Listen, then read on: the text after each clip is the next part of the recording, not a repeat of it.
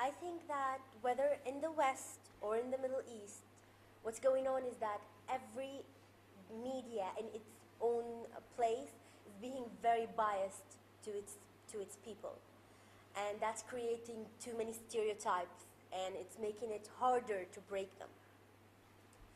For example, in the US, because the media is very biased with the US foreign policy and what the US is trying to do to the world, and in the same situation, the media in the Middle East is being very biased with the Arab countries and what they're trying to do and how they want peace, etc., etc.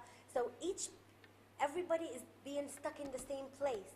They think they're right and everybody else is wrong, because that's the message that's being delivered to them. And as I said before, that's creating too many stereotypes, and it's making it harder to break them. The first step in breaking stereotypes between Western countries and predominant Muslim countries would be changing the dynamic of the internal societies of both countries. What I mean is, this might sound a bit trivial, but I think it's the most important step we need to do. If we teach people about forgiveness, about dialogue, and how it's going to improve their lives and how it's going to improve their relationships with the outside world, I think we will change people. So I'm suggesting that this becomes something we teach in schools and in universities. We should have a subject on dialogue or cross-cultural dialogue.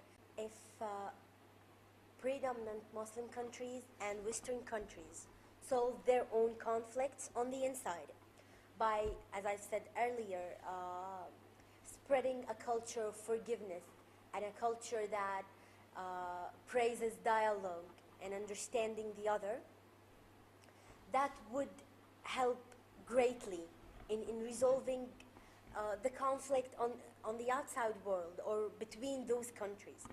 Because as I've said earlier, if we start valuing our own voice, and if we understand others on a smaller level, we will value other people's voices and we will understand others on a bigger level. I think we should do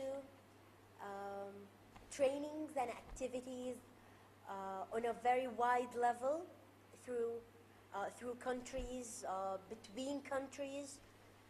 That would help people understand each other more. By that I mean something resembling the Challenge Day, which is sort of a training that allows you to learn more about people who were complete strangers to you. You can do this in schools, in universities, you can do this in conferences. It's very simple. You gather groups of people who were complete strangers. They can't be people who know each other. And then you make those people say very personal things that, well, basically no one knows about themselves, and they share it with others. So when you share something that personal and that valuable with a complete stranger, they no longer become strangers, and they no longer become threatening. They become human beings just like you are, and you view them differently, and therefore you will treat them differently.